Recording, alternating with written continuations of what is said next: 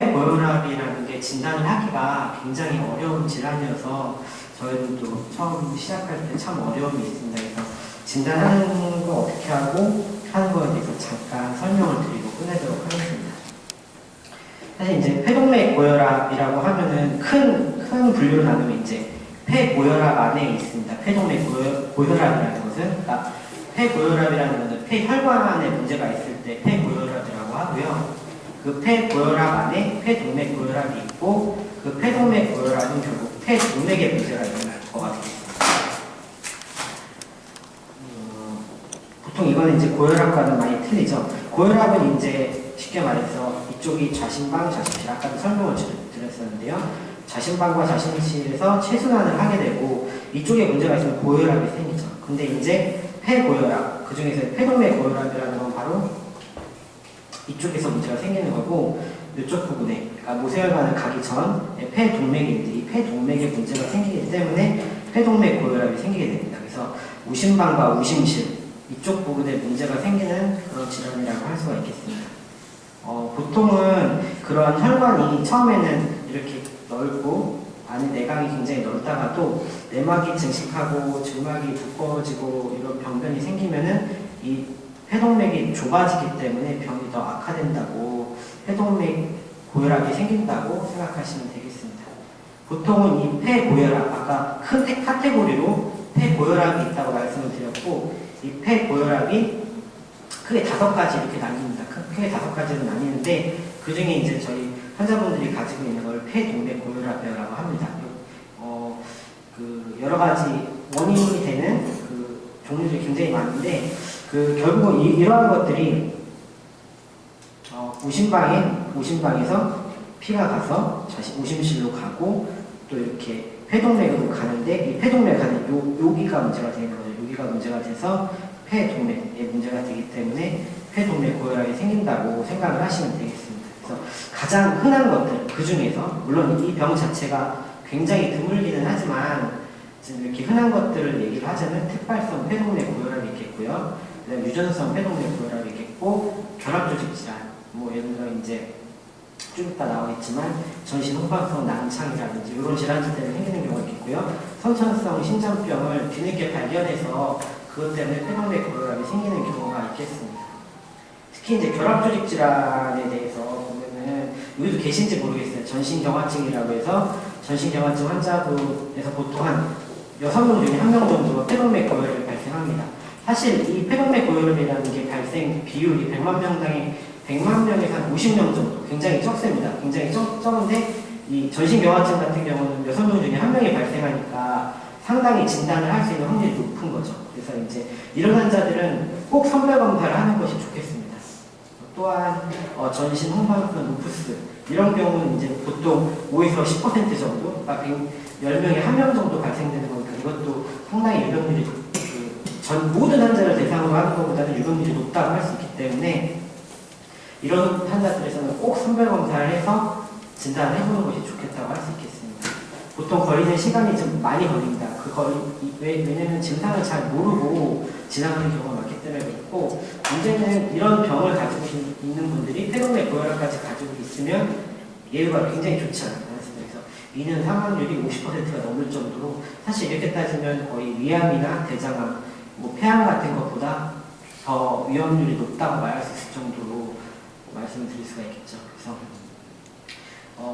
그 다음에 이제 선천성 심장병에 의한 폐고혈압도 있을 수 있는데, 여기도 물론 아마 있으신 걸로 아까 들어보니까 있을 것 같은데요. 뭐 심실중벽 결손이나 심박중벽 결손, 동맥강 개존증 같은 것이 계속 남아있다가 나이가 들면은 이런 것들에 의한 혈력학적 변화 때문에 어쩔 수 없이 폐동맥 고혈압이 생기기도 합니다. 보통 120명당 1명 정도 생긴다고 하고, 지금은 태어났을 때 소아과에서 초음파 검사도 굉장히 자세하게 하고 산전인 검사도 굉장히 자세하게 하기 때문에 거의 놓치는 법이 없고 초기에 수술하는 경우도 많지만, 이걸 어떻게 지금 이제 연세가 드신 우리 환자분들께서는 이제 그 당시에는 그렇게 초음파 검사도 자세하게 하지 않고 안 했기 때문에 뒤늦게 발견되는 경우가 종종 있습니다. 저희 환자들도 이제 저한테도 심박중벽 결손이 있어서 지금 약을 쓰려고 고려 중인 환자분이 한 분 계신데 아마도 여기도 있을 거라고 생각이 듭니다.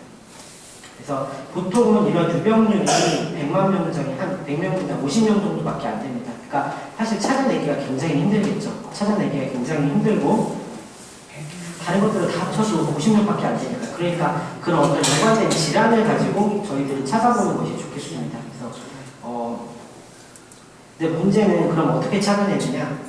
가장 중요한 게 환자분들이 처음 오실 때 숨이 차서 오십니다. 근데 이 숨이 차다고 하는 게 굉장히 중요한 게 저희가 이제 WHO에서 4단계, 아까도 말씀을 강 교수님이 하셨지만 1단계, 2단계, 3단계, 4단계로 나눕니다. 보통 1단계는 뭐 그냥 일상적인 활동에도 증상이 없는 거의 정상인 사람들, 그냥 병은 있지만 정상인 사람들을 말씀을 하고요.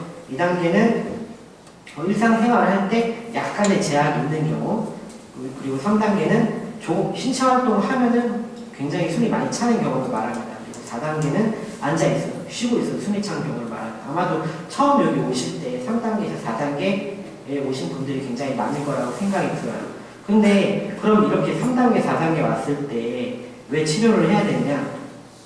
문제는 뭐냐면 저희가 WHO 크라이테리아 1, 2단계 이 환자들을 보면은 5년을 살 수 있는 확률이 더 많습니다. 하지만 3단계가 되고 4단계가 되면은 정말 이 생존기간, 중앙생존기간이라고 해서 쭉 이렇게 환자분이 돌아가신 분들을 딱 일렬로 냈을 때 가운데 있으신 분들을 딱 기준했을 때 2.6년, 3단계는 4단계 6개월밖에 안 된다고 합니다. 그러니까 이 3, 4단계 환자분들은 거의 폐암이라든지 유방암이 굉장히 진행한 상태랑 거의 비슷하다고 보시면 되겠고, 따라서 이럴 때는 좀 적극적으로 치료를 해야 되겠죠.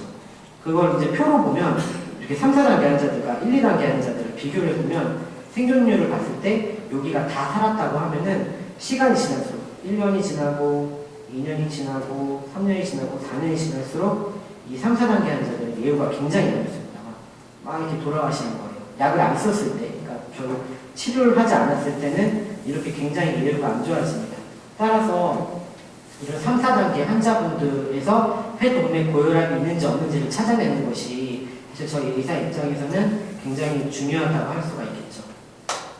근데 사실 문제가 이 폐동맥 고혈압 증상이 굉장히 비특이적입니다. 뭐 호흡이 차다고 하고 피로감이 있다고 하고 운동을 하기 싫다고 하고 가슴이 아프다고 하고 다 보통은 이렇게 해서 아마 오셨을 거예요. 근데 사실은 나이가 들면 이렇게 숨이 차기도 하고 청소도 하기 싫고 이렇습니다. 또한 다른 병들, 뭐 만성 폐쇄성 폐질환이 있다거나 천식이 있다거나 심장, 다른 심장 질환이 있어서 숨찬 경우도 굉장히 많습니다. 그러니까 이런 환자들을, 이런 여러 가지 병을 가진 환자들 사이에서 저희들이 이런 걸 골라내야 되는 겁니다. 그리고 왜 증상이 없냐면 초기에는 폐동맥 고혈압이 있어도 이렇게 폐압이 점점 초기에 올라가는데 심장이 버팁니다. 심장이 일단은 자기가 버텨보려고 계속 심박출량을 유지를 합니다. 또 운동할 때도 일단 유지를 합니다. 계속 유지를 하지만 어느 정도 시간이 지나면 점점 심박출량이 떨어지고 폐압은 그대로 유지가 되니까 환자분이 피로함을 더 많이 느끼시겠죠. 그러다가 이제 심박출량이 점점 떨어진다. 그럼 이때부터는 정말 심각해져서 오시는 거예요. 사실 저희가 이런 상태에서 발견하는 경우가 아직까지는 굉장히 대다수라고 생각을 합니다.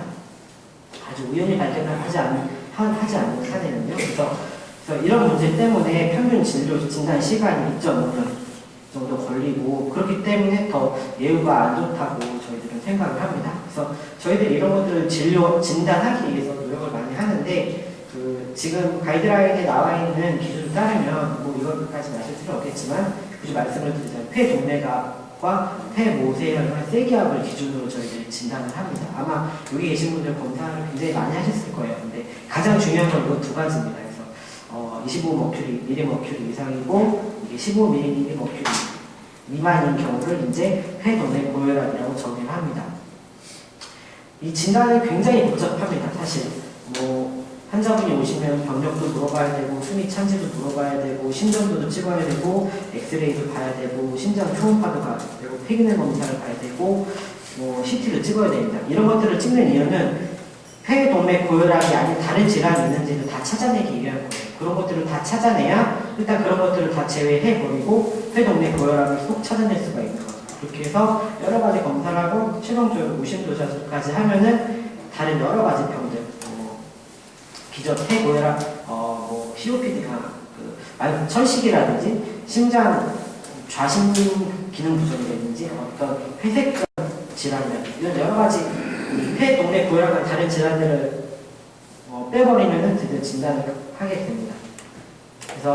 그래서 사실은 아까 제가 이 발생률이 굉장히 낮다고 했잖아요. 100만 명당 한 50명밖에 안 되니까 사실은 찾아내기가 굉장히 힘들기 때문에 꼭 의심되는 환자들을 선별하는 과정이 굉장히 중요하다고 하겠죠.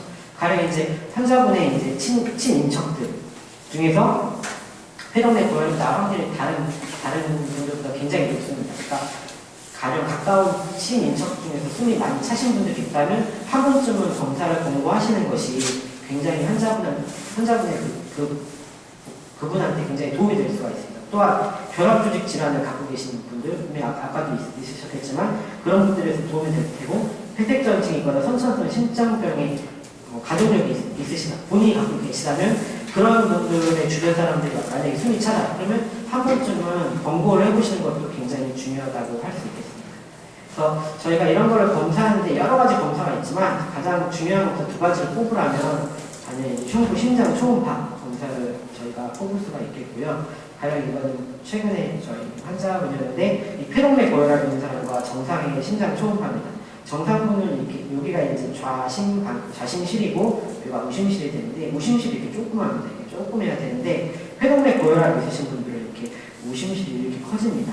커지는 병은 쉽게 어떻게 보면 이제 물론 이거는 많이 진행된 분이시니까 저희가 쉽게 찾아냈지만 어쨌든 이렇게 해서라도 저희들이 빨리 찾아낼 수가 있습니다. 그래서 이게 찾아내게 되면 마지막으로 우심도자수 이거는 이제 며칠 전에 제가 했던 환자분이신데 이분은 아쉬운 건 아니죠. 정상이 나왔는데 이렇게 우심도자수를 해서 아까 말씀드렸던 그 혈압 수치가 어느 정도 올라가는지를 확인하는 것이 가장 중요하다고 하겠습니다.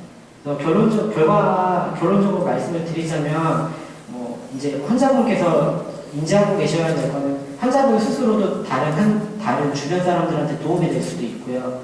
그 다음에 저희가 이런 검사를 하는데 사실 굉장히 많은 검사를 해서 환자분들이 비용도 많이 들고 힘드실 수 있겠지만 이렇게 해서 찾아낸다면 그 굉장히 예후가 안 좋던 그 상황을 훨씬 더 좋게 만들 수가 있습니다. 그렇기 때문에 치료에 적극적으로 임해 주시면 분명히 좋은 결과가 있으리라고 생각이 듭니다.